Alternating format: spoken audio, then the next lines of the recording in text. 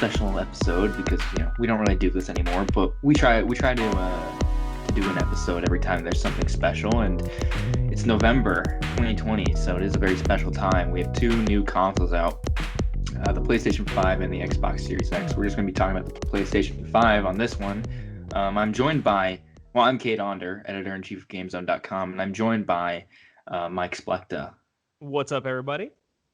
And so we're just going to be basically we'll have a written review of the PlayStation 5 from yours truly here on the site pretty soon, but we figured we'd do like an audio version, a discussion, if you will, about the console. So that's what this is all about. Pros, cons, all this. I'm sure there'll be stuff in here that isn't featured in the review just because it's easier to talk more than it is to write and make that entertaining. So, for sure, yeah. Yeah, Mike, why don't you said you kind of had a structure for us, so why don't you lead the conversation since you, all right, cool. You know what you're doing. Well, let's I guess I just wanted to preface this discussion is that we both bought our PS5s, correct? You bought yours as well. Yep. Yeah, so we're coming at it from not a provided console from Sony. So we both spent our hard-earned money to get this console, and we got it on day one. I don't know how we managed to pull that off, but we did. I don't either. Since I'm still waiting for the Xbox Series X or S to come in, X to come in, but I did check my Amazon order today, and it says prepared for shipping. So I think I'm on the cusp. It's coming. Yeah. I know some people so Mike's one of the few people that had their, not even few, there was apparently a lot of people who had their Amazon orders delayed for the Xbox. And so I've heard that people are starting to see their shipping. So I would imagine you'll probably get it in November, which would be great. It's not a confirmation, but it's not saying we'll email you when available. Now it's saying preparing for shipment. So I'm taking that as a positive. That's a good sign. But yeah, so anyway, so we bought our PS5s. We got them on day one. I've pretty much been on it every single day because not only is the gaming experience on it just absolutely heavenly, I do think that a lot of the UI is better. Just a lot of the stuff is better overall about the console. So I wanted to dive into the stuff that we liked first, and then I'll kind of talk about the negatives about or at least my personal negatives about the console. And I'm sure you can actually probably attest to some of those because some of those have either happened to you as well, or you have the Xbox Series X, and I think that console does some things better than the PS5, not from personal experience, but just from what I've seen online. But yeah, you can talk about that later. But let's start with all the good stuff. I mean, first of all, real quick, the price, because I got the all digital one. I know you got the disc one, right? Yeah. But I just want to say, from a price perspective, $400 for the digital one, I think was literally a knock out of the park for Sony, at least. And I feel like it would have been even more had there been a sufficient amount of consoles to ship to everybody, because the second these things go online, they are immediately sold out. Like immediately, like it's a matter of seconds. I'm still trying. I still have a few friends who are trying to get it, and they cannot do it. Like, no, it's really luck at this point. I think it's not a matter of who's quickest. It's luck, because everyone is the quickest because you're all clicking on at the exact same time, and it's really just a matter of if it loads fast enough in your favor, or whatever that may be. But it's definitely luck based. For sure. I've had so many people asking me, like, hey, how do I get one? Or they're like, can I just walk in and get one? And I'm like, fuck no, you can't. Like, you're out of your mind. When I went to go pick up my PS5 from GameStop, there was a couple of people who tried to just walk in and buy one. And the guy was like, no, we don't have any for you. Yeah. Like, this isn't like that. It's pre-orders only, and that's all we have. Which is sad in a way, because, man, I remember 7 years ago, or whenever the PS4 and Xbox One came out, I literally pre-ordered both of those, no problem, in store. The first day that they went on pre-order, there was no like message like, oh, we only have 5 or whatever. And then I remember, I mean, obviously different times now, especially with the pandemic, but I just remember like picking those up at midnight with giant lines forming to the GameStop. It was like a whole experience, and now it's like, oh, we only have two, and no more lines because of COVID. It It's was kind of sad. super anticlimactic. Yeah. They're like, be here at 10 and you can get it. Mm-hmm. And I was like, all right. I get there. They don't open until 10:05, and I've been waiting in the parking lot for like 30 minutes prior to that because there were other people there, and so I'm like waiting, and there's just like not opening the doors, and they finally open the doors, and then they just start like, all right, everyone get out of your cars, and then they're like, here's a Oh number, man. and they're like, Oh come up wow. when you like when your number is called, and I'm like, great. So we go sit in the car. First person walks in, is in there for probably 5 minutes, and they walk out without a PS5, and I'm like, what the fuck was that? Oh Like, no. What? they didn't get one. I think it's because they didn't pre-order one. Oh, Um, got it. Okay. yeah, and then the next person goes in. They take at least 10 minutes, and I'm like, what are you doing in there? Like, get your console, get your game, and get out.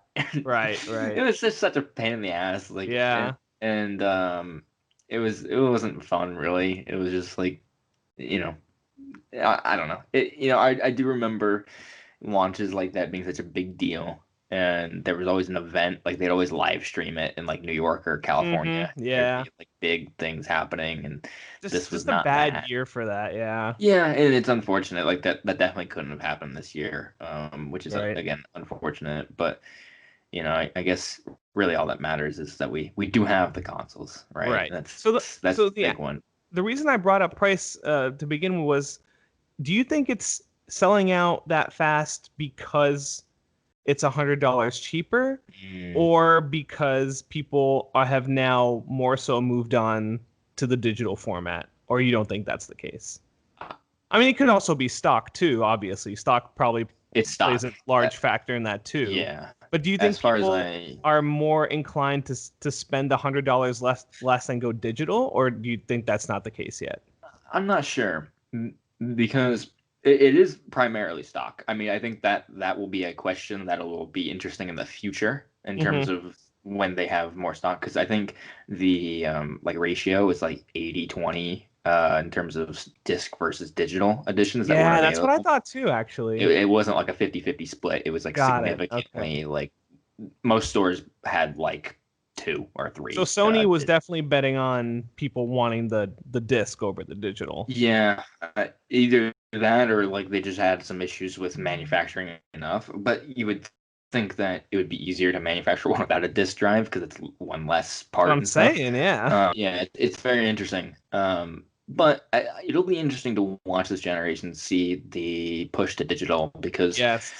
the I agree. the download speeds, like I'm sure we'll get into it, but the download speeds in the thing are fast as hell. So Oh like yeah, there's yeah. no reason like why I don't think, unless you live in a place that doesn't really allow for that, Mm-hmm. why you wouldn't.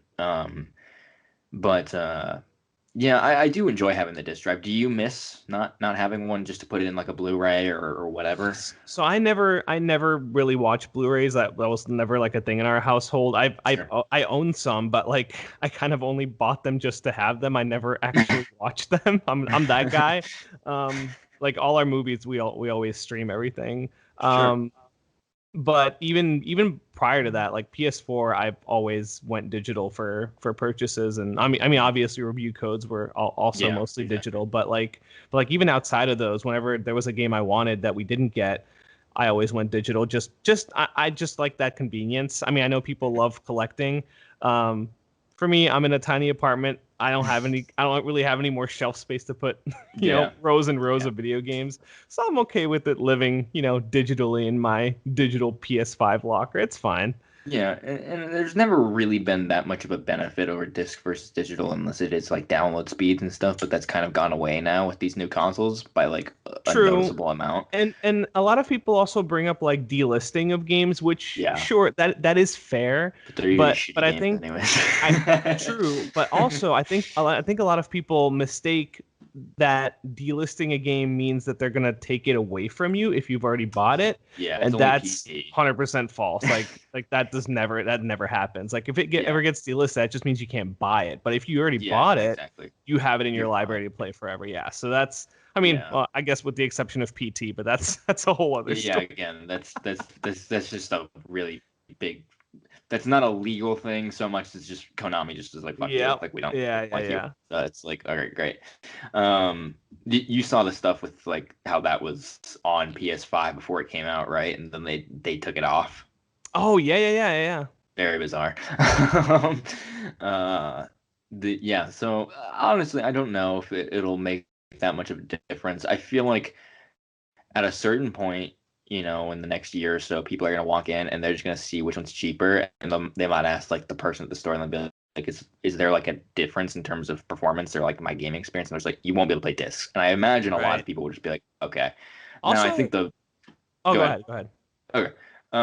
I think the problem going forward will be gift giving. You know, I think a lot of people might accidentally be like, "Oh, my Yeah. son has a PS5 or whatever," and they're gonna buy him a disc, and he's gonna be like, "I can't, I can't do anything with this." Yeah, that's true. Oh, with that said, what I was gonna say is that at least they were very smart and made the boxes black and white to Yes. signify one is digital, one is physical. So at least that way, I mean, to the average consumer might still be kind of confused Sure. about those two, but at least it is two very different boxes Yeah. that do two very different things, like how they handle your game. So I thought that was definitely a smart touch on Sony's part Yeah. to differentiate those I SKUs. agree.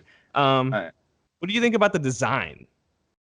Because I boy, okay. this thing is So futuristic looking. yeah, it's an interesting little thing. I don't know if I should even say this, but there was a picture on Twitter going around of like a scientific diagram of a vagina, and someone somehow lined up a lot of the pieces of that with a PlayStation 5 look, and I was like, what Oh are my we god. doing here? Oh my god. I guess you know it does kind of resemble like a giant one, but anyways, I still love the picture with the router between the two pieces of paper. I thought it's that was very pretty funny. perfect It's too. very funny. But like, okay, I jokes aside though, I think it looks pretty damn me sleek. too. Yeah. Yeah, I was worried about just how both of these consoles would look on my shelf because I Mhm. was like, I do like the way my other consoles look because they were pretty small. Yeah. Because I had like the revised versions of everything, and while these things are bulky, I do enjoy looking at them, especially my PlayStation 5. I do like looking over there and I'm like, here's a little sexy little thing. It's a showpiece for sure. Like it is It 100% an eye really is. catcher. Like if It someone is. walks by like the Series X and the PS5, like you almost the Series X almost gets lost in the background because it's Yes. just at least especially once I place it in my, once I get it, Mhm. because I have like dark furniture, so I feel like it's Yeah, just going to blend in, which absolutely. in a way some people might like because they Mhm. don't like things to be like, showy or whatever, but Yeah, man, I love how this thing just completely stands out against the me rest of my too. furniture. It's very cool looking, especially do you have it standing up or on its side? I have it standing up. Okay, I have it on its side, and because I don't have room to stand it up, but these things are massive. That's probably the biggest downfall of like just like I need to create space for these things. Yeah, Um, to be fair, I did buy the piece of furniture that it's standing on. It's like a tiny little like a little shelf thing. yeah, I bought that specifically just for both the PS5 and the Series X because both will be smart. standing on it.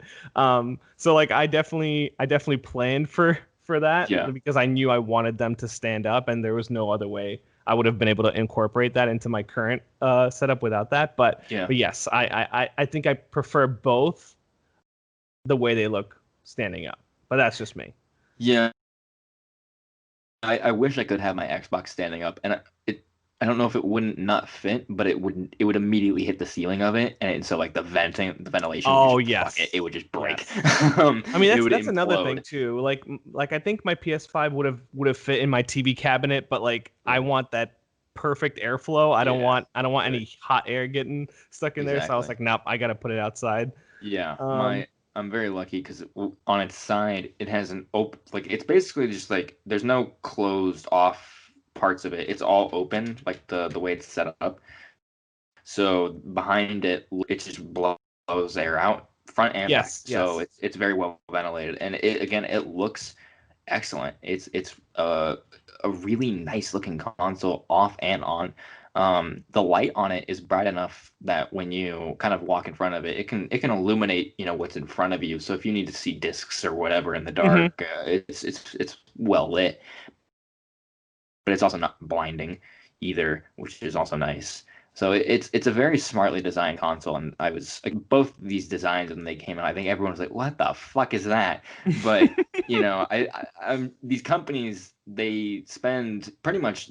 I'm sure they're already kind of working on some concept of the PlayStation 6 already. They usually go like right Right into, into it, yeah. yeah, like already because they have to start planning so quickly. Hmm. Um, so they spend a lot of time with these designs and making sure that they work. I'm sure there's some focus testing involved.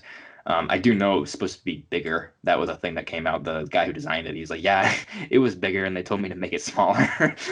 Hilarious. So could have been worse, but Yeah. yeah, I really like the way it looks.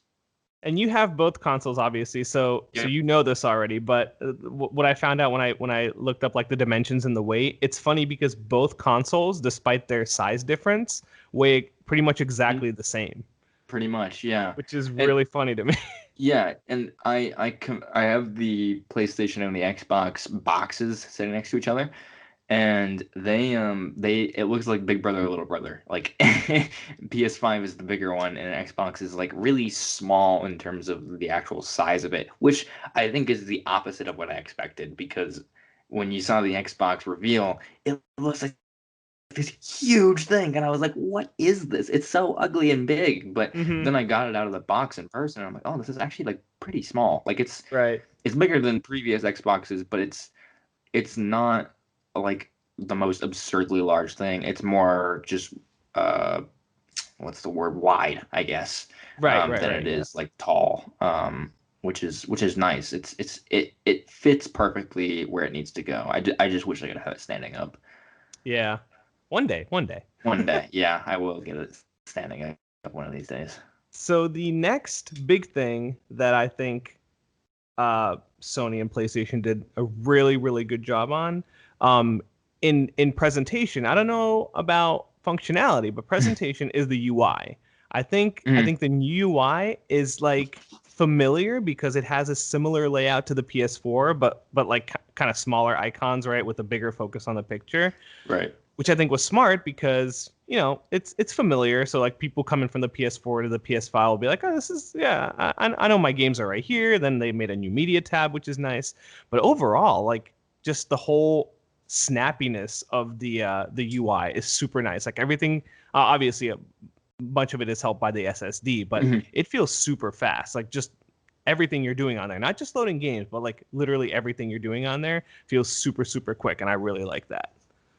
Yeah, I very much agree. I would say that when going and comparing it all the way back to like the PS3 especially, like there is a departure. I would say it's more of a cousin than it is a brother or a sister to those kinds of looks. Like it's familiar but still different. Like it Oh yeah, yeah, feels yeah. next gen, right? Like it feels new and different.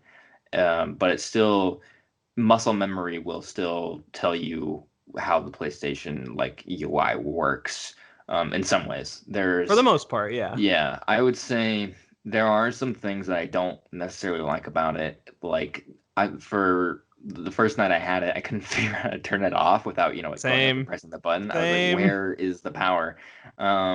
And so that was a learning curve. I think most of this is going to be just like we'll figure it out in a couple months. We'll be used to it. But And at also first, iterative probably too. Like I'm sure they'll yes, they'll probably tweak things as people yeah, either a request it or they see like certain way people yeah, operate their UI. So they'll probably make some stuff quicker, make some stuff shifted around. yeah. Yeah, I definitely there's a problem right now. I don't know if it's a bug or intentional or what, where a lot of times when you have a game that has a PS4 version, it'll like basically prioritize the PS4 version. It's like this for Call of Duty right now where um whenever I go to play it, it's like download and I'm like, I have this thing download, what are you talking about? And then I have to switch it over to the PS5 version and it works just fine. And I know you had that problem with Spider-Man and Sackboy, but except it's not giving you the PS5 version. Yeah, it was a Did you ever little bit of a figure that out? different. So no, Sony never did figure it out. They actually ended up sending me PS5 codes for all Oh, those games. Yeah, great. so it ended up working out fine. But yeah, it was just weird. Like all the first party games were, even though I owned the PS4 versions, which should have gotten PS5 upgrades for free. Yeah. It was telling me I needed to buy them for some reason. So yeah, that was a weird issue. But we definitely weren't the only ones. Like IGN had some sort of different but also similar issue where the games were not showing up like in their library, or they were in their library, but they were still asking them to purchase those games. It was weird, but I mean, launch issues. Yeah, yeah. It is nice to be able to have both, I guess, if you want them for whatever reason. But I haven't booted up like a PS4 version of a PS5 game yet. I've played backwards compatible stuff, but not. Got it. If it has a PS5 version, I'm gonna play the PS5 version. Right, of course. Yeah, definitely. Yeah. And actually, speaking on that, there was I had another issue, or it wasn't really an issue, but it was, you know, growing pains with on the first day where I had Assassin's Creed, and it was in my library, and I was like, okay, let's download this because I really want to see how this looks like in 60 frames per second. Spoiler, it's awesome. It's great. But because I thought it was automatic, like that it would know that I want to play the PS5 version, right? Like I thought it would be like similar to Smart Delivery, where I think you could probably attest to that. Like it just knows you're on the better console, so it'll give you the better game. But no, it started to download the PS4 game. So then of course I downloaded the entire PS4 game without knowing that it was not the PS5, and I didn't know you had to go into the store and claim the PS5 game for free. Which, man, like Xbox might not have great launch exclusives, but oh boy, do they have the user experience down, I think, way better. Undoubtedly. Like I think that's kind of I'll shining. I'll get back to that on my negatives list, like for sure. Okay. But that was definitely like one of the like first days I was like, what is happening here? How come I can't play the PS5 version of this game? Just annoying. But speaking of playing stuff, the speed is like everything this console has going for it. Like yes, graphics are definitely better and frame rates are better, but my God, it feels so awesome to sit down on the couch and know that within 5 seconds I'm right into Demon Souls with no crazy long loading times. Like and even while I'm playing, like traveling to a different world or whatever, it's all like 2 to 5 seconds long. It is absolutely insane. And I'm actually shocked that they went with this kind of SSD, the whole like new NVMe SSDs, because back when me and my buddies were speculating about what they could do for, you know, the next gen consoles, we were like, oh, they're probably going to do SSDs, but we weren't sure because SSDs are so expensive. And we figured, oh, that would, that would drive up the cost like crazy. But then they take it one step further and actually add even better SSDs in there, and yet somehow still keep the cost down. Absolutely mind-blowing. But that is like by far the best addition to this console because it makes playing everything so immediate, so fast, no waiting. It's magical. Like it's downright magical, and I love it. Yeah, playing Spider-Man is probably like the one that I think everyone will probably notice the most. That's definitely the showcase, yes. Yeah, you fire that thing up and you're in main menu and you press X and load your save, and it's a fade to black and you're back in to the gameplay. And that's from having it completely closed. It's not like, resuming where you left off when you suspended your PS5 or whatever. That's a cold boot, as they call it. And it's I think Twitter is probably going to see its engagement numbers lower over the coming months as people don't have a reason to open their phones during these loading screens and stuff, because I don't think Spider-Man had the longest load screens on the 2018 version, and the PS4 version of Miles Morales doesn't really have that long of load times either. But there are other games that are multiple minutes long that just you suffer through it, Mm-hmm. and you're just like, like think of all the minutes and hours and days and weeks that you've probably spent of your life watching load times. Yeah, It all for adds sure. up over time. Um, and especially in the recent years, like it's a lot of loading. Especially people who play GTA 5 regularly. Like God help Oh you. my God, yeah. And granted, the online load times are still long for that game. I'm speaking to the Xbox. I haven't played it on my PS5, but I've heard it's pretty similar. The load times for that are egregious. And then when you come over to PS5 and you're just loading in the story, at least it's 10 seconds at most. And, Yeah, it's yeah. crazy. That's a game with like multiple minutes of load screens, and now it's down to 10 seconds. That's fucking awesome. Yeah, that's insane. And I mean, like, it's not like it magically fixes, PS4 games. Like, those still definitely have loading times or Sure. loading screens or whatever. But like you said, they go down from like a minute to maybe 30 to 20 seconds, which still Right. sounds long. But my God, waiting for a minute versus 20 seconds, Yep. it's a huge difference, like Yep. massive. Yeah, I've gone to there's been a few games that I've loaded up, and I've just instinctively gone to reach for my phone to look at Twitter while it loads, and before I can even open the app, it's already loaded. Yeah. Like that's how speedy it is. Um, Have you been it's using the card system by any chance? like the stuff where you like jump into whatever things. Yes. Yeah. Yeah. Yeah. I haven't used it a lot. I have like messed around with it a little bit. Like I was sitting on the home screen and I did notice it for Black Ops, and it was like resume campaign, and I was like, is it just gonna like take me to like the campaign menu and be like, you can resume now? But no, it was like pressed it, and you could kind of see it like almost fast forwarding some of the menus. Like it was like auto basically. And it just jumped into where I left off in the campaign. Wow. Okay. So It I was mean, very Miles Morales had multiples of these. yeah. So it had them for like the side missions, the challenge missions or whatever. And same thing. You pick one, you press it, and it literally within a second or two, you're at that NPC starting that side mission. So Yep. technically, you don't even have to swing through the city if you don't No, want to.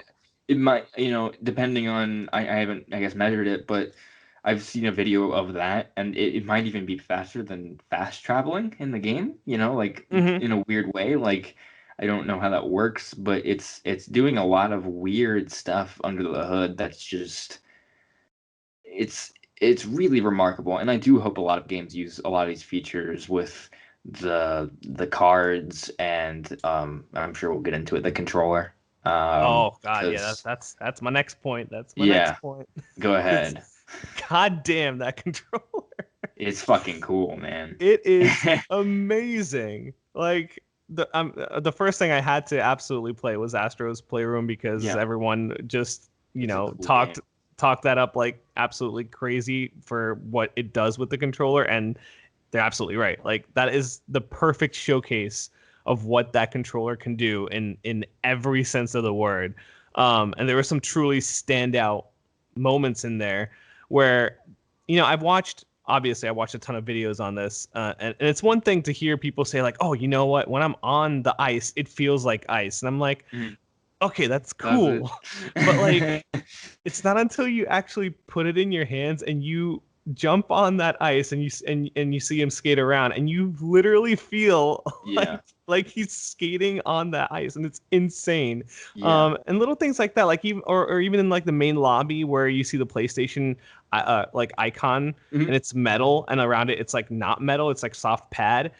And even the difference between walking on the soft pad and the little ting ting ting ting ting on the metal, amazing. Just you feel every little difference in that controller, and it is insane how they did that, and better It, battery life somehow than the PS4 controller. I don't understand. Yeah, yeah. I've never had it die on me. I do put it on the charger every time I stop playing, but I do play it for a long time, and I haven't really experienced. I think I've had a couple of times where it notified me that like it's like blinking now or whatever it does. Hmm. Like Hmm. it's you're not on any But I would charge really. imagine you were playing probably most of that day, right? Or Yeah, and even then, the time it never died. Like I saw that blinking and I was like, okay, well I'll just get up when it dies because I'm lazy, and it Hmm. never died. Oh And wow, so it was like this is kind of wild. Um, but yeah, the controller is just wow. I mean, I don't think I've really ever been that blown away by any controllers. Like they all, they're always nice. Like they always feel good in your hands for usually sure. and whatnot. But I've never been blown away by the features of a controller, really. Like, Xbox One was like, we got these little rumble in the triggers, and I'm like, oh, okay. And, Hmm. you use it, and you're like, yeah, this is, yeah. It's kind of cool. Yeah, Yeah, I'm yeah. like, okay, I I don't mean, mind. I did remember thinking it felt cool, like when I was playing Forza, for Yeah, example.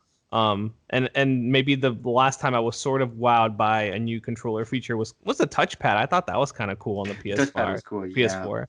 Like I remember when they first announced it, IGN had a few videos where they were like, "Oh, in Assassin's Creed, you can now scroll with the map and like pinch to zoom and stuff." I was like, yep, "Wow, that's actually kind of genius." yeah.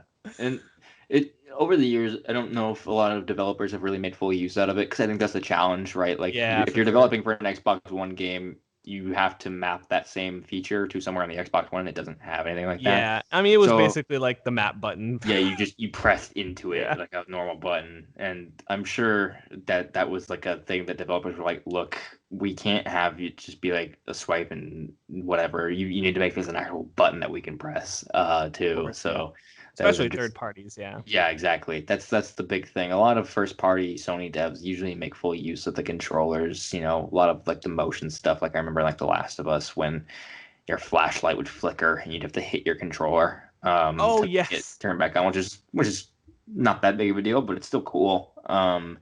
I imagine we'll see a lot of stuff like that with PS5, and I hope we do. Oh, definitely. Um, And the I mean, triggers are awesome too.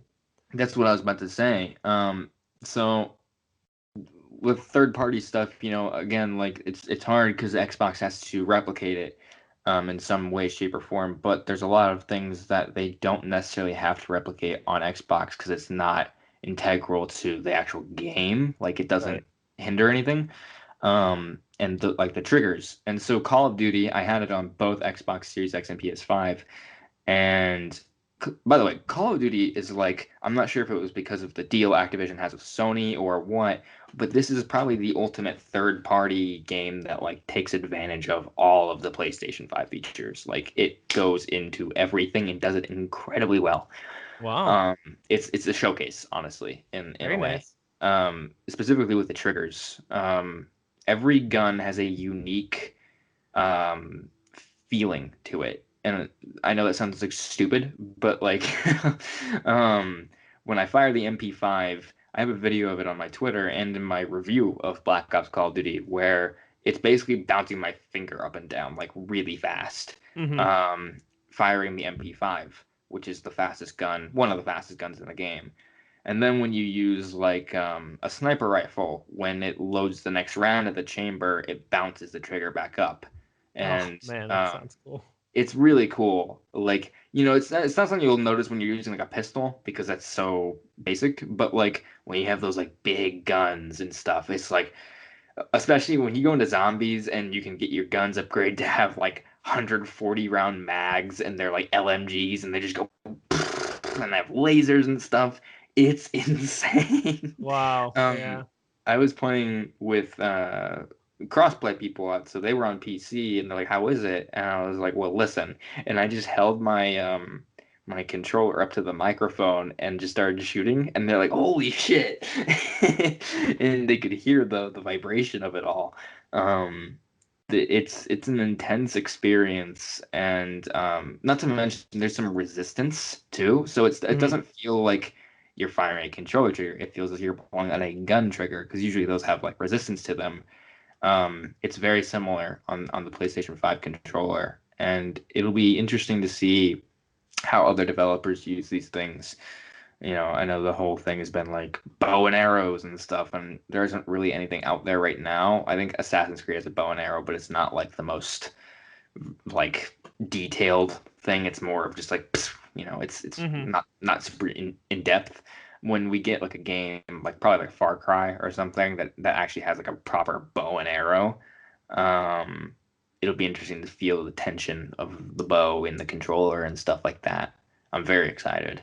Yeah, I also think third parties probably, I mean, aside from maybe Call of Duty, but I Right. think third parties in general probably put a little bit less effort into making those controller experiences as crazy as they are with like Demon Souls, because that also has amazing Right. dual sense features, and obviously Astro's Playground has, that's like the whole point of that game.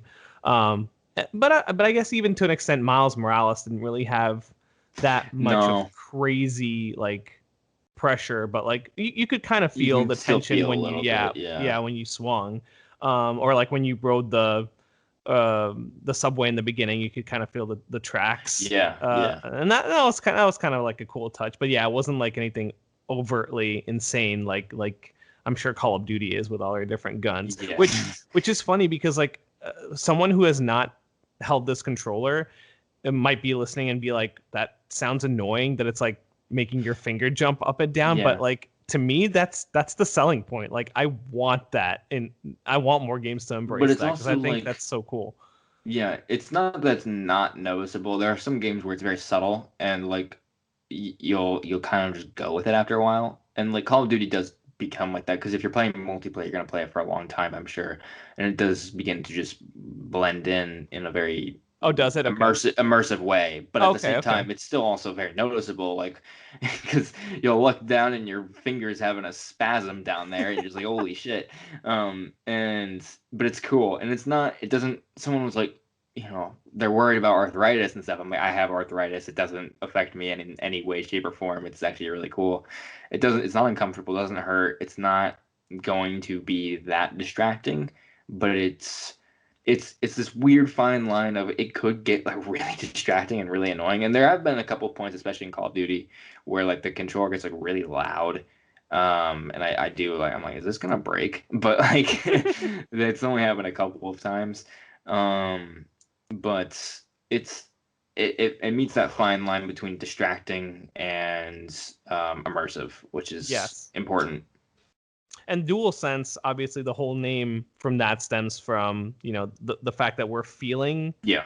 everything, but we're also hearing everything, or not hearing everything, but you're hearing the important sounds that are in context to the thing that you're doing. So like with Dark Soul or Demon Souls, what I've noticed that I actually really like is when you swing a weapon, that hit you hear in the controller, or like even if you swing and a miss and you hit like, I don't know, like a ledge or whatever, or a rock or whatever, you hear that ting in the controller coupled with the feeling of the ting, and it's just, I don't know. It's so immersive. I love it. I love that like they're able to marry those two feelings together to make that feel like the thing that you're doing, even though you're holding a regular controller. It's magical. Yeah, I would say like it's also important, especially for shooters, because a lot of a game like a shooter relies on the feeling of firing your gun. Does it feel powerful? Does it feel like it's doing damage? Because there's a lot of games out there where it has a lot of guns, but when I shoot someone, I don't feel like I'm really fucking them up that bad, even if they are dying. Like it For doesn't sure. feel necessarily impactful.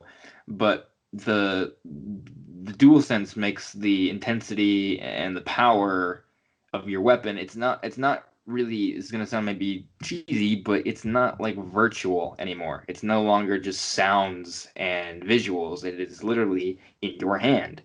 And I think if Sony is very committed to VR this generation, it seems like they're kind of figuring it out so far.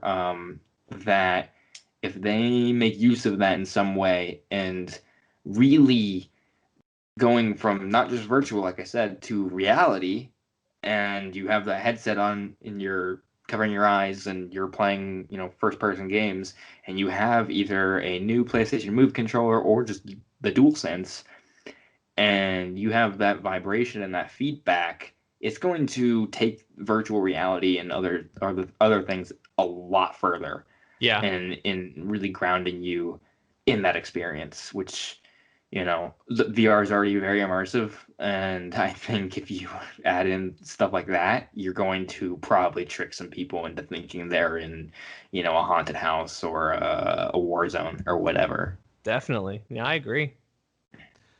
So that's kind of like my my overview. So I think we kind of went over everything regarding the PS5 and its design and its and the whole package.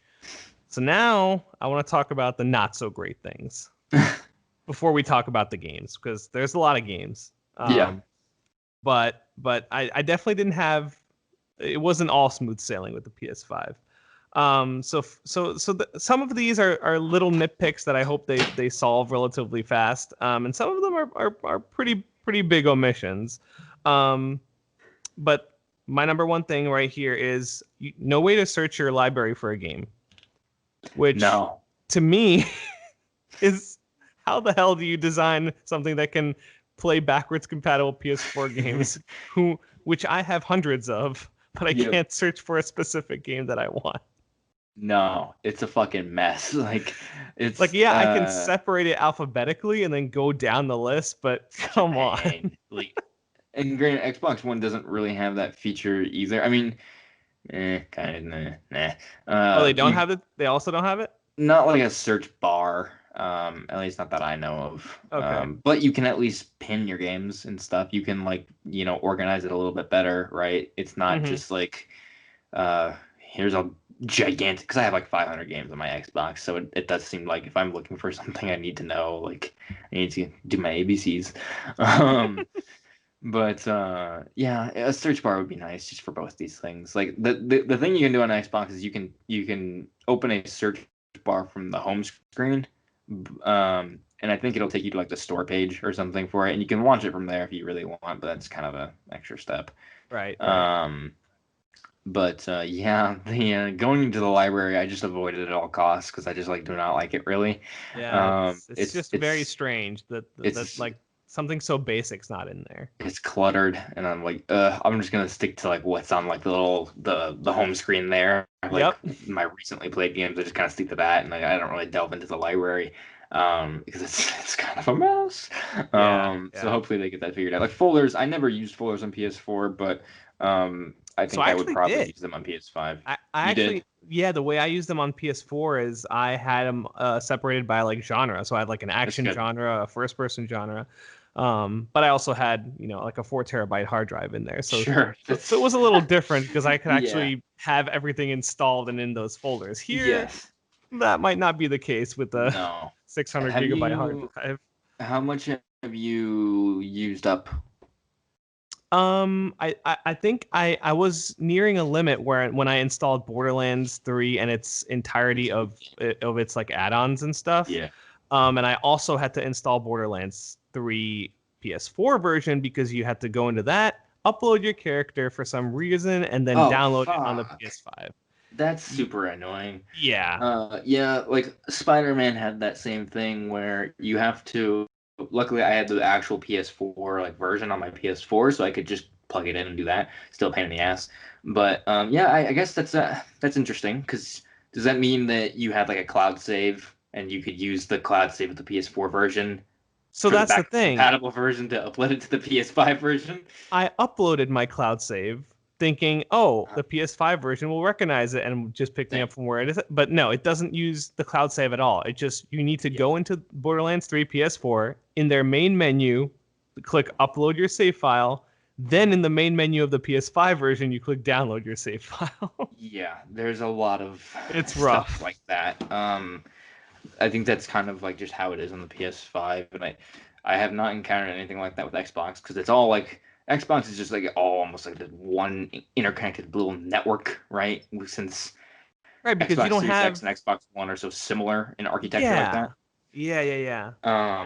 So, which I'm glad because it means when I boot up Assassin's Creed Valhalla after playing on Xbox One, it just fucking works. Like there's no extra legwork or anything. It's very seamless.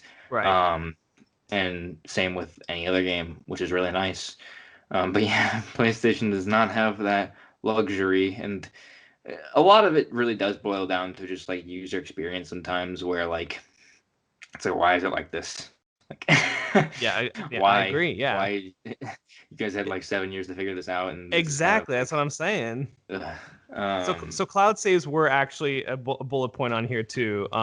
And just outside of that whole Borderlands experience, cloud saves in general, I feel like it's such an important thing if you are playing PS4 games on your PS5 that like it should either know that you have a save file in your cloud for that specific game. So when you boot it up, it should say, "Hey, do you want to download this automatically so you can continue where Yeah. you left off?" Or in the little three dots menu, be like, "Check cloud, Yeah. check cloud storage for save." But no, you got to go into your system settings, go into your cloud saves, then find the game you're looking for, and then download it, which is absolutely asinine. I hate it. Yeah. Speaking of system settings, this is a completely different topic, but it just reminded me of it. So, and it's only unique to Call of Duty as far as I know. This is actually like the one feature that they really just fucking annoys me, and it's like this on Xbox as well. When you play Black Ops Cold War and you want to do 120 FPS, you have to make sure it's enabled from the system settings, which for most people, if you have the right TV, it probably already is. But say you're like, I don't need the 100 to 120. I just kind of want to go over to ray tracing and see like all the graphical stuff. Mm-hmm. You have to close the game, go into system settings, go on PS5, you have to go to something like it's like game preferences or something, like some other menu I probably would have never looked at, and go to like there's a thing you can do where it sets whether the games by default run at resolution mode or performance mode, and you Mm-hmm. have to change that every time you play Cold War and you want to change those settings. There is a settings menu in the game that has those things, but they're locked and you can't change them in the game. It's like you need to Wow. go to your system settings, and it's on Xbox Series X as well. Yeah, that's Um, annoying. it's really weird. And so that also means if you play in ray tracing mode on that game and you go to another game and you want to, use the full 120 FPS and like Dirt 5 or whatever, you got to go into your system settings and change it back.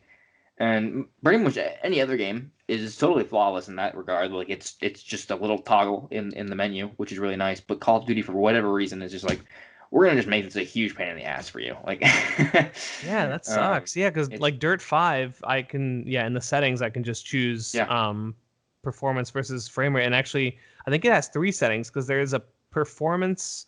I believe there's a high fidelity one similar to mhm, how Miles uses it. And I think that might be 30. I'm not 100% sure because I always play right. in 60.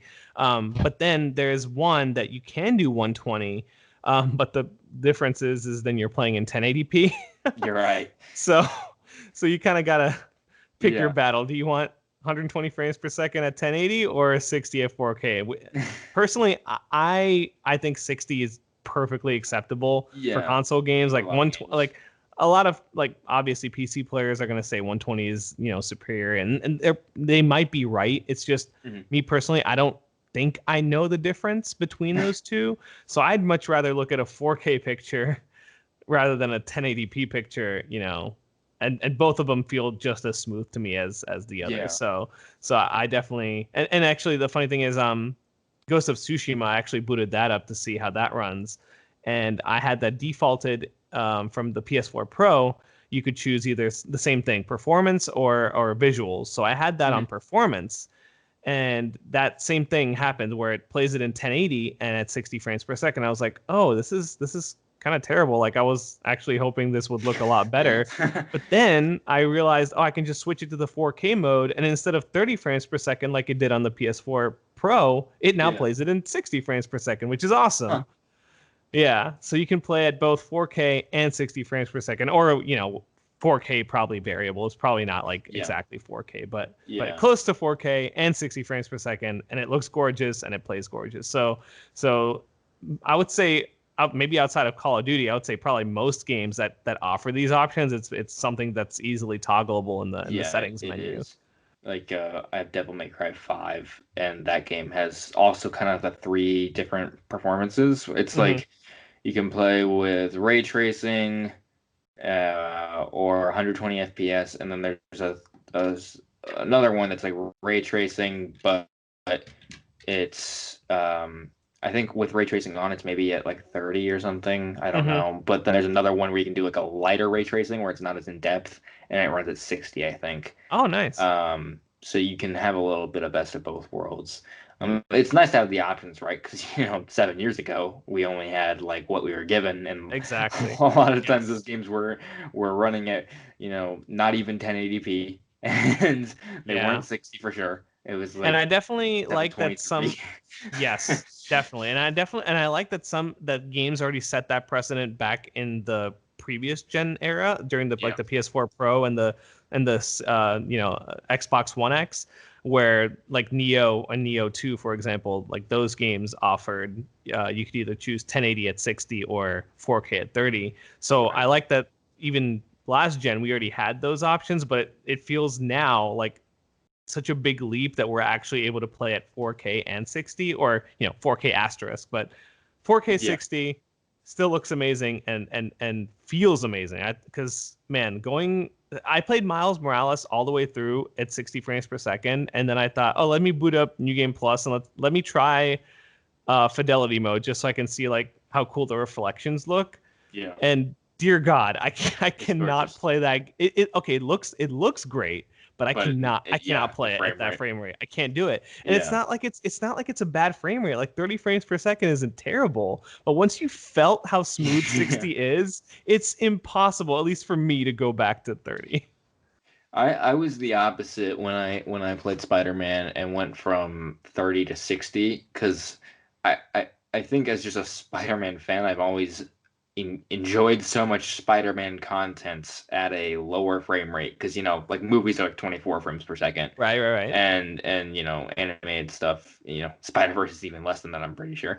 um, and the you know, all of that as just like Spider-Man is always a cinematic feel to me. So when I was playing it in 60, I didn't hate it, but at the same time there was something about my brain that's like, this doesn't look right. Like Interesting. you know Okay. how like when you turn on like a new TV and it's got the It's got soap that opera the effect. motion. Yep. Mm-hmm. Yep. I can't fucking stand that. And it's almost how it felt for me. I was like, oh, whoa, this is really Interesting. smooth. Which Well, is weird. okay, It's the then. only game like that for me. Like, I Okay, don't know. okay. I think it's just the Spider-Man person in me that's like, this doesn't look how he's supposed to look. Interesting. But again, good thing that they have the choice because Exactly. yeah, I love being able to play it in a smooth, silky frame rate. Yes. And actually going back that like because I also tried Watch Dogs, which does not have that feature because they just want to showcase ray tracing in that game because it's like a kind of futuristic looking London, right?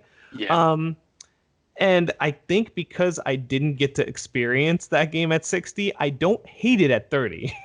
So I think it's just a matter of me not playing a game at 60 Maybe. first, then I'll be Yeah. okay. But if I play that 60 frames per second experience, I don't think I can go back to playing it at 30.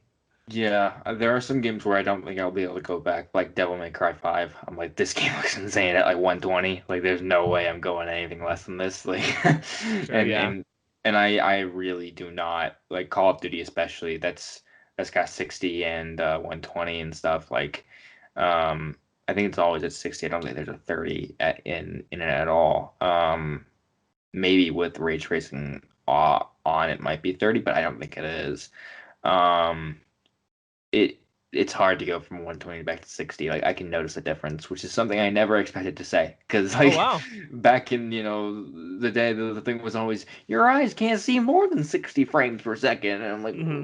now they're doing double that. Like, what is my eyes gonna just melt? Like, so it is very noticeable. Like, I was never one of the people who said things. I don't even know what the fuck that means, but it's definitely was something I just didn't expect to be so significant, because I've always played on consoles, and just this, my eyes are opened. Like, Yep, yep. what do I do with all of this new power? Like, Us console peasants have finally seen the light now.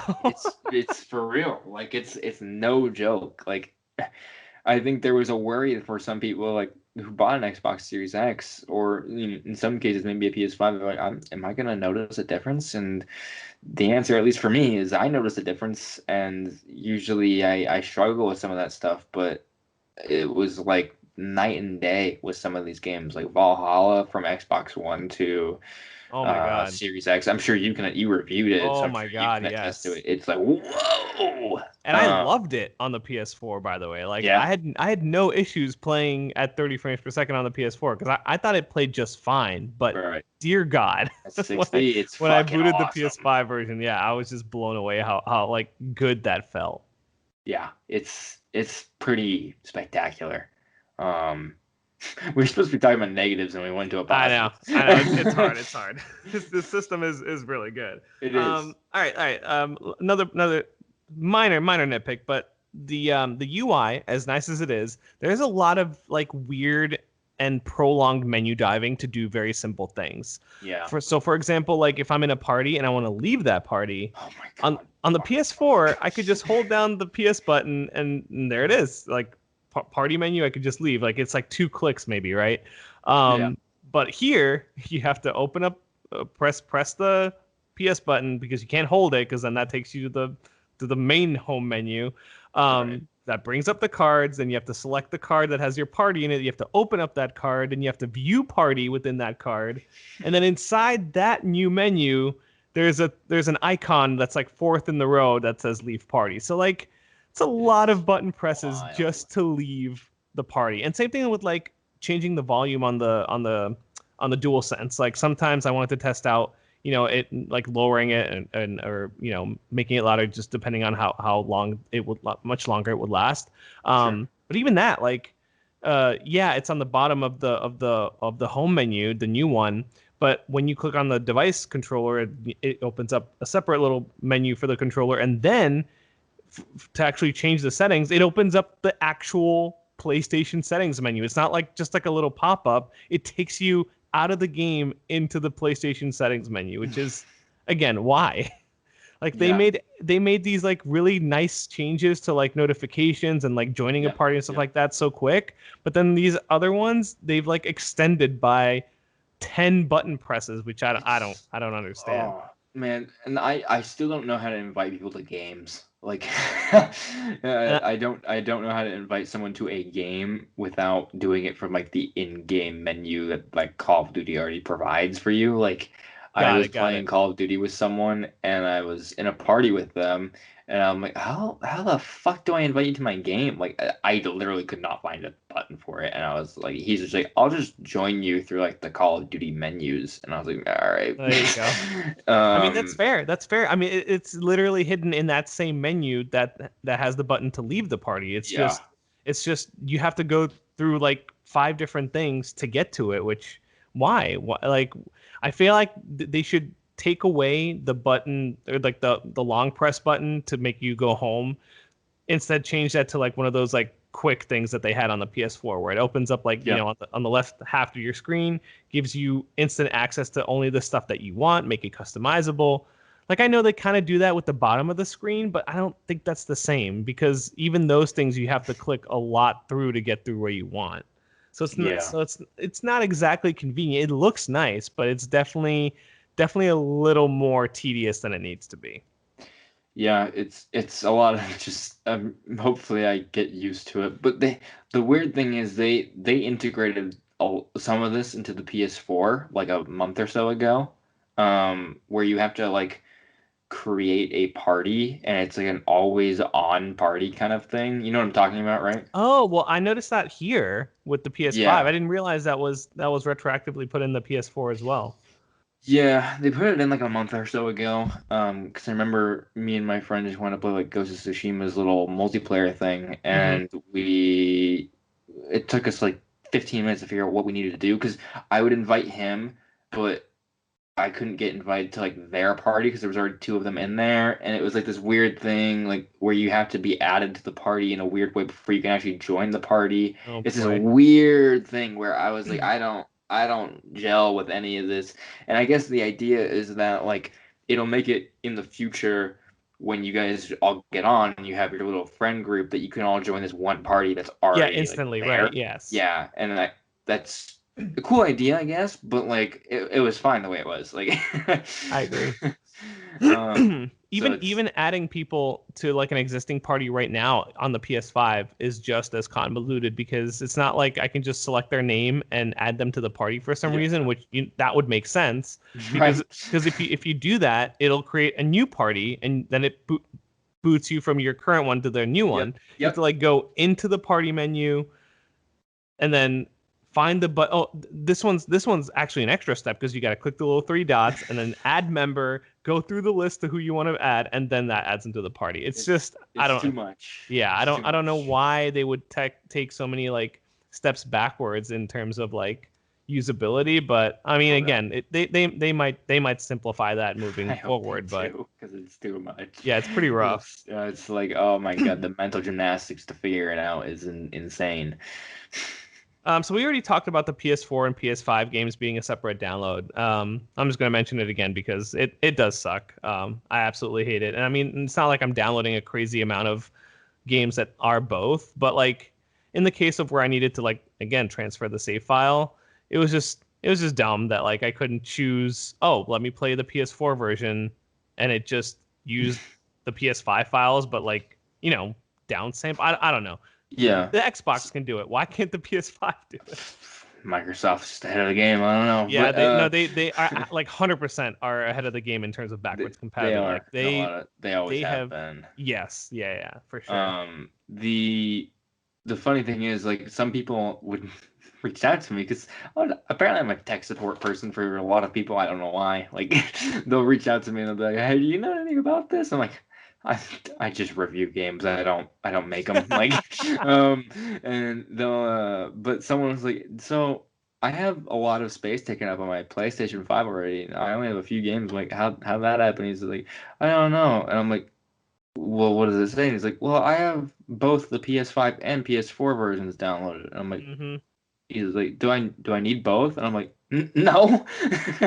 You just need the PS5 version is really all you need, unless you want the PS4 version. But like a lot of people like have noticed. I think even in my case, like I've gone to download some games and it downloads the PS4 version. You have to go in and you have to cancel it. Yep.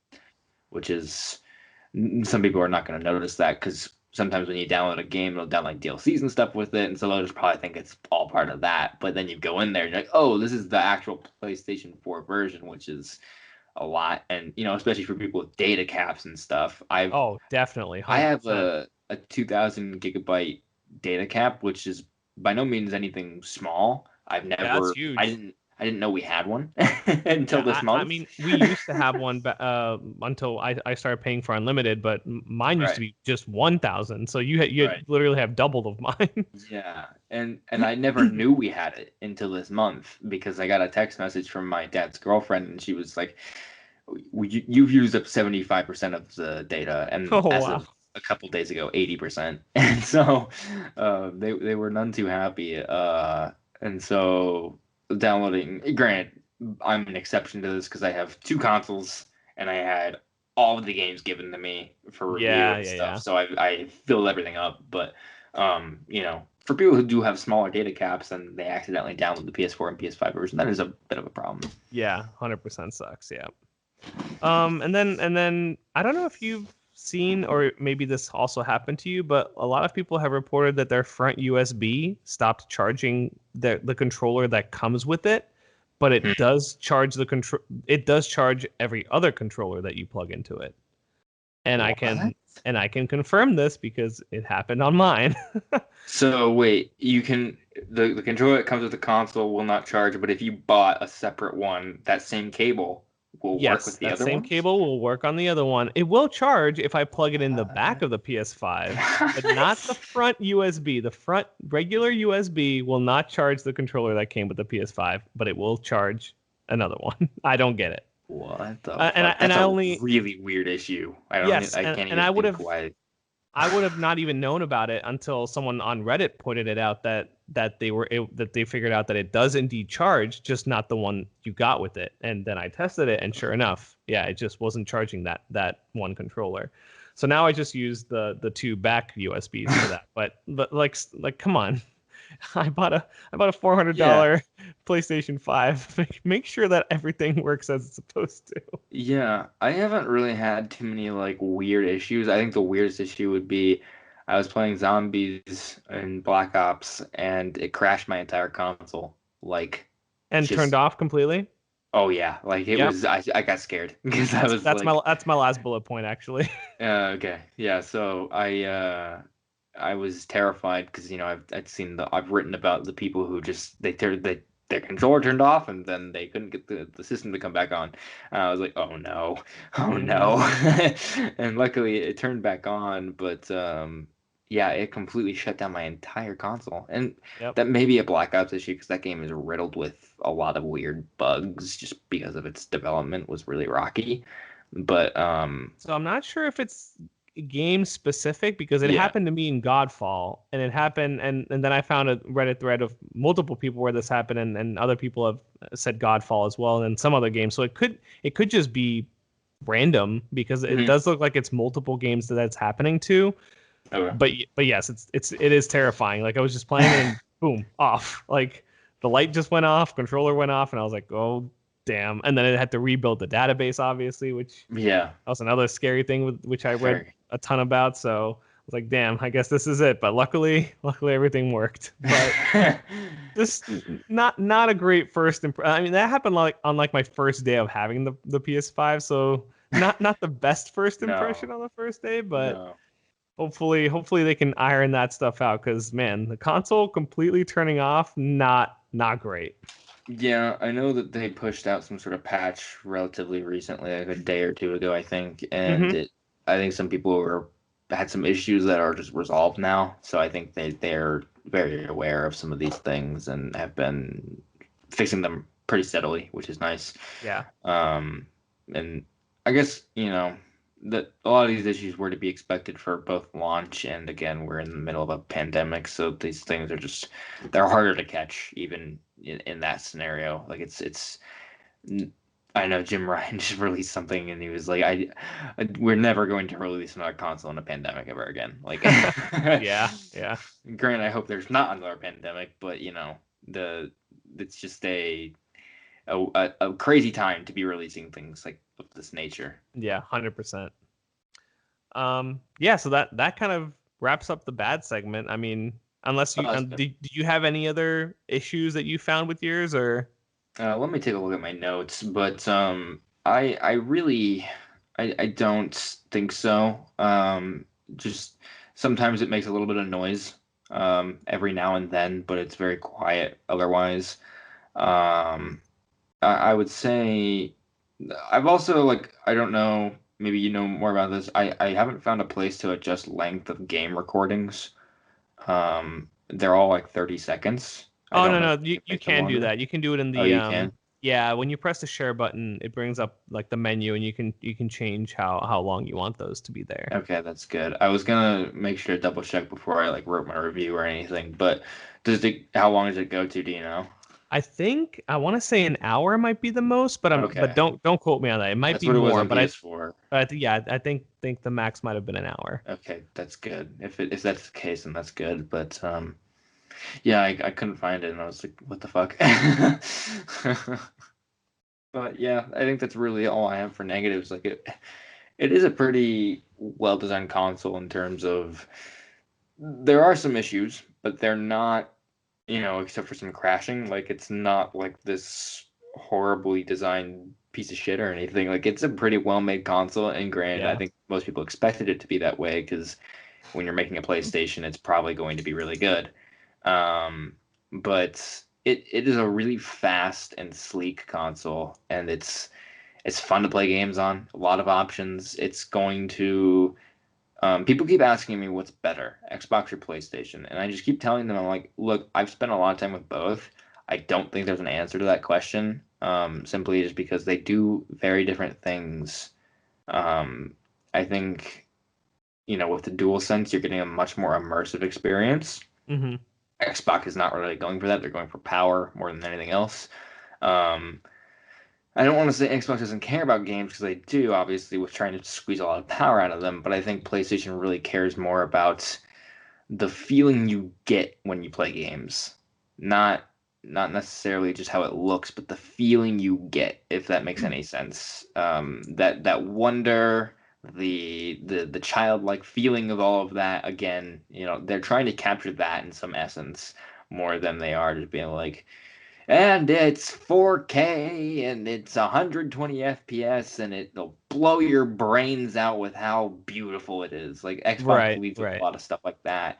But again, I think PlayStation is really just like, we want to make something that really taps into how you feel, which I think is a Yeah. really cool approach. Yeah. I think they also came out swinging with a lot of good first party Right. games, exclusives. Like, Good I mean, segue. obviously Miles Morales was awesome. um Demon Souls is like absolutely amazing. I love that game to death, and I think Me too. it's probably I'm one. surprised. Yeah. I mean, were you a Souls guy before or not really? No, Oh no. wow, yeah. So I mean, that's Yeah. a testament right there. Yeah, I do not have much affinity for this genre. Like I've always kind of enjoyed Dark Souls as like an idea. Like Hmm.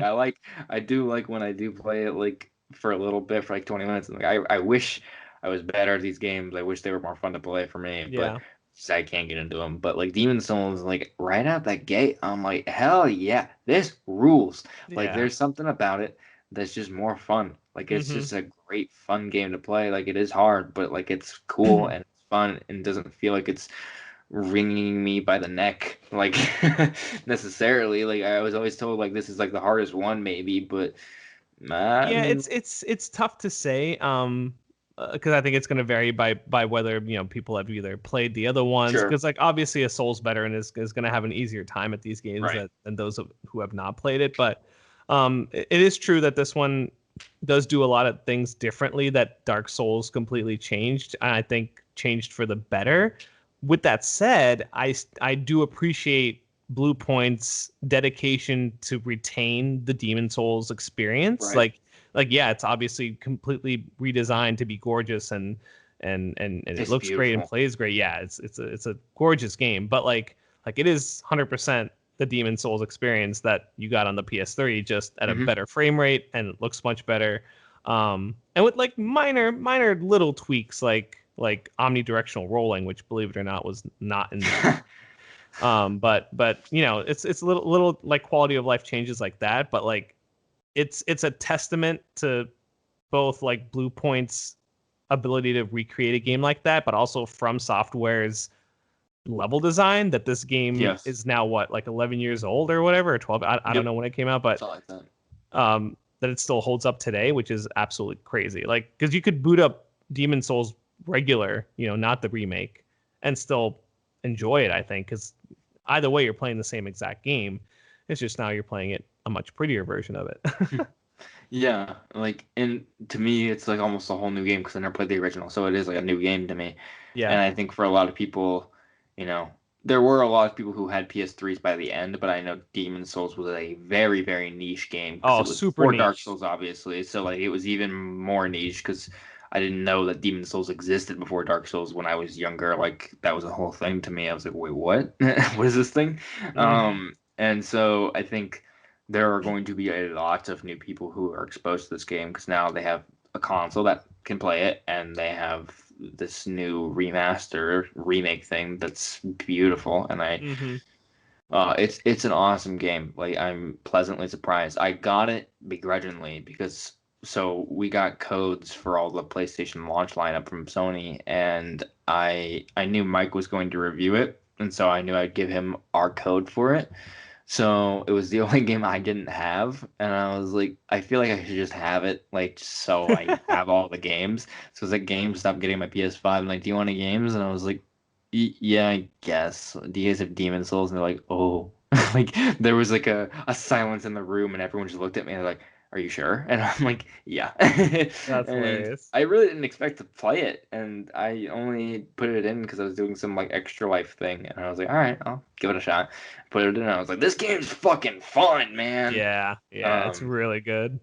yeah, and if we're touching on games and stuff, like Astro's Playroom comes downloaded on all PlayStation 5s. Like it's a game when you boot up PS5, you're waiting for things to download like other games that you bought. I think that's a game that everyone should just try because it's just immediately just shows you the power of the controller is really what it focuses on. And my girlfriend was sitting next to me when I got it, and she was just like, "Whoa, that's really cool." And she does not play video games, and she immediately wanted to play it, and so I gave her the controller, and she's had a blast with it. Like Nice.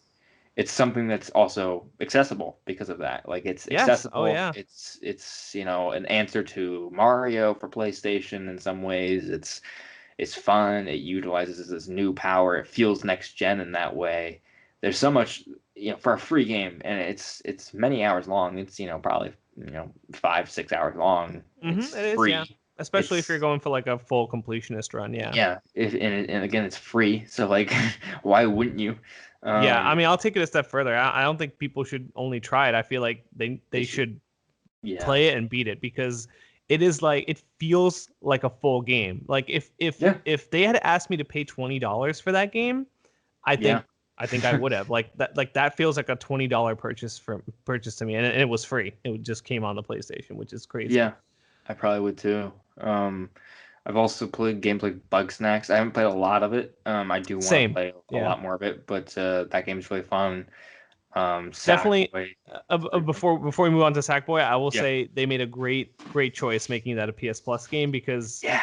I mean, Yeah. I don't want to like say negatively on this game, but I don't think that I would have bought it. Obviously, like had it not been free, like that probably would have been like a wait for a deeper discount than Sure. $25 because it's only a $25 game to begin with, so it's not expensive.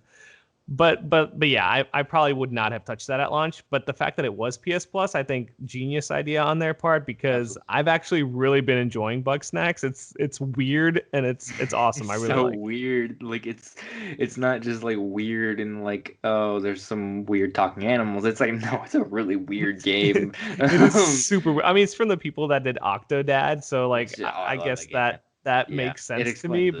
But yeah, Um, but yeah, yeah, so Sackboy. Sackboy, another kind of Mario-like game. I don't think it's worth $60. I think I agree. it's Wait, a is it a $60 or $70 game? I think it might be 70, isn't it? I hope not. I'll look, but it's a game it's fun, and it's co-op too. It's couch co-op, which is nice. And I've played a little bit of that with my girlfriend, and that's fun. But it's not something that I would pay retail price for. That is a $20 game probably. I think I Uh, agree. Yeah. if I was really, yeah, it's 60 Oh, according to the 60. Okay. PlayStation Store. Yeah. Um, So funny thing about that game is that I agree with you. I absolutely adore it, and I think it's like a really fun platformer. But it has also been the bane of my existence in my household because my girls won't stop asking me every day to play Sackboy together, which is adorable, and I love yeah. watching them play. But they're also taking time away from my new toy. Yeah, exactly.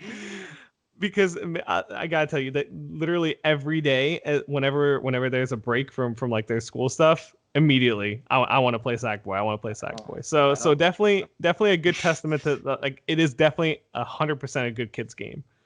good. Yeah. Yeah. Have you showed them Astro? Are they impressed by Oh Astro? yes, yeah. My older daughter played a little bit of Astro, and she definitely likes it too. But I think they prefer Sackboy only because they can play together. Like maybe if there was Right. like a two-player option in Astro, they would have a lot of fun with that too. But the fact that they can co-op in Sackboy, and you know they don't obviously they're only 7 and 5 or 8 and 5, so they don't go for like all the challenges or whatever. So they're happy they Right. can just finish levels and stuff. But it's definitely cute seeing them try to do like some of the harder stuff and then needing help with it. But it's definitely 100% child friendly. Yeah, it's the most accessible launch for I think a console because I don't I'm trying to think of any like really kid-friendly PS4 launch games because there was Killzone, there were the sports games I guess, but like that's not Yeah, necessarily. Resogun was definitely not accessible. Yeah, yeah. There was, Call of Duty, Assassin's Creed, Battlefield. Like there weren't really any games for kids. If you were getting that Right. console for your kid, I mean, it was definitely something like you got to be okay with them probably playing some M-rated games. But Yep. with PS5 launch, there's Sackboy and Astro and Bugsnax, and obviously a catalog of PS4 games to play with it too. Yeah. Oh yeah. So I mean, like it's a very accessible launch for everyone, no It's matter a who you're good getting it spread, I for. feel like. Yeah. Yeah, if you got a casual gamer, you can get them Call of Duty and Spider-Man, and if you got someone who's a little more hardcore, you can get them Demon Souls. Exactly. Yeah. It's they really did a bang up job with just creating a diverse lineup. I think is a good way of putting it because Yeah. I mean Xbox. I hate to Yeah. rag on Xbox, but what game did they launch with Gears Tactics? Yeah. Okay. It Which I've sucks heard is because good, but they're such an easy target for that because the easiest thing is to say like, yeah, Xbox doesn't have a lot of exclusive, which sadly it's true. I mean, yes, they bought a ton of studios and we're but we still won't waiting see to the see the results fruits of of that those. for Yeah, years.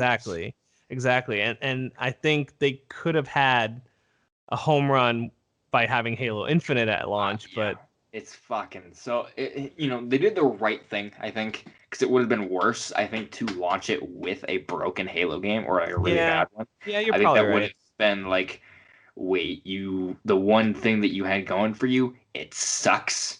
And Yeah. like, especially after Halo 5, which was a really big burn for them in that Hmm. regard, because that game was terrible. Like the multiplayer's good, but the campaign was just so bad Yeah. that it betrayed a lot of Halo fans. So I think really all the work they've done with Master Chief Collection to really win people back, for that to be undone by launching a new console with a really bad Halo game called Halo Infinite.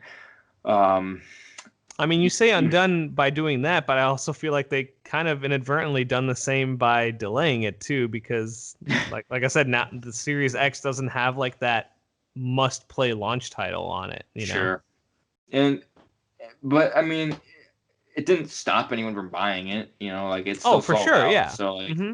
I guess it's really just a matter of satisfaction with the customer, but I think a lot of those people were already integrated into Xbox, and I think that's Right. always been the move for Series X. It's like it's pushing it towards Xbox fans or really hardcore gamers. And next year, hopefully, when Halo Infinite does launch, it'll be really cool, and we can really see what they were aiming for instead of just forcing it out the door, which I think Yeah. again would have been a big mistake for them. That's true. They Also, made the right the choice. headlines since then also have not been very kind to that game. So No, um, I'm concerned. Like I'm hopeful that they can pull it together. It seems like they're investing a lot of money and resources and bringing in a lot of people to try to hmm. clean this thing up. Because something is going on with it in some regard. Um, so hopefully it is like kick ass and it does, Yeah. really sell. Like here's Xbox. Xbox is back.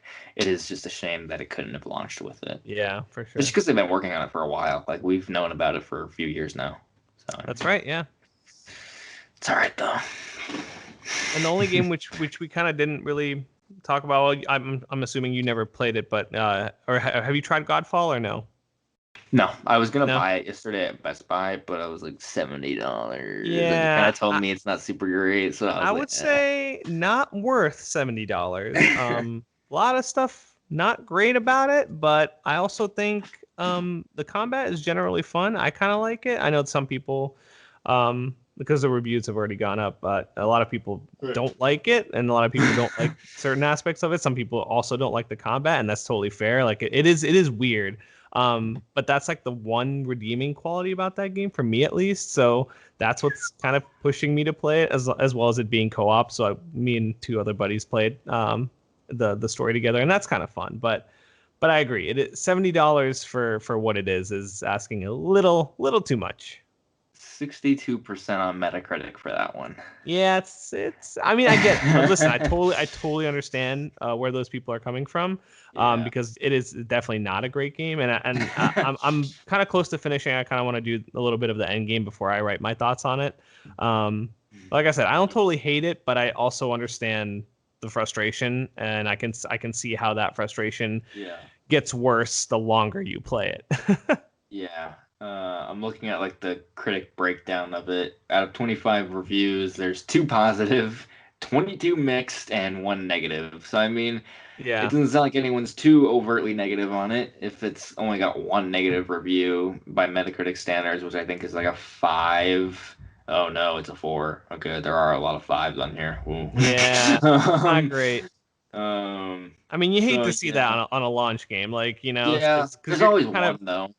that is true, but you're kind of hoping that like everything that launches is like a Yeah, banger, especially something you because can like sink your teeth in. yeah, you're like dying to just play anything and everything at that point. Exactly, And exactly. that's where I'm at right now, where I'm just like, I just want to play everything. And Yep. there's this one game that I'm like, man, I would, but I can't justify the $70. Like Yeah. for some reason, maybe if it was 60, I might, but like the 70, I'm just like, ugh, like that number is so much bigger than 60, it feels like, even though it is just 10 extra dollars. But I'm sure in a month or two it'll probably go on sale. Like I have a feeling. I have a feeling as um, well. If yeah. not a PS Plus game down the line too. I could definitely see that happening because I Yeah. think Bug Snacks is PS Plus for the until I like think 2 months, January or right? something. Yeah, Yeah, yeah, yeah. and then well, it'll get replaced by that other game that was supposed to Yes. be a launch lineup.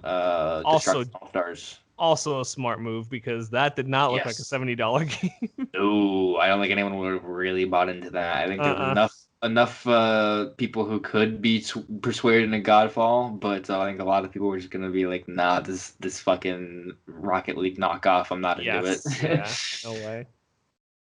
But yeah, Um, that's about everything I've played. I think we've covered basically the front and back of this thing. yeah. And the only other console we have to talk about is the Series X, but I'm gonna need a little more time until I can actually get it and play around with it. Right. Yeah. I would say like probably the only thing we didn't touch on is maybe Spider-Man, but that's also on PS4. I think we both loved it, right? Yes, yeah, it was Yeah. absolutely fantastic. Yeah, it's a good game. We do have a review of that on the site if you want to check it out. I gave it an 8.5. And that game is awesome, and it's even better on. I reviewed it on PS4. But then I got the PS5, and it's a really great game. Have you played the remaster of the first one? I have not tried the remaster yet. It's really cool. Like I've always wanted a reason to go back to that game.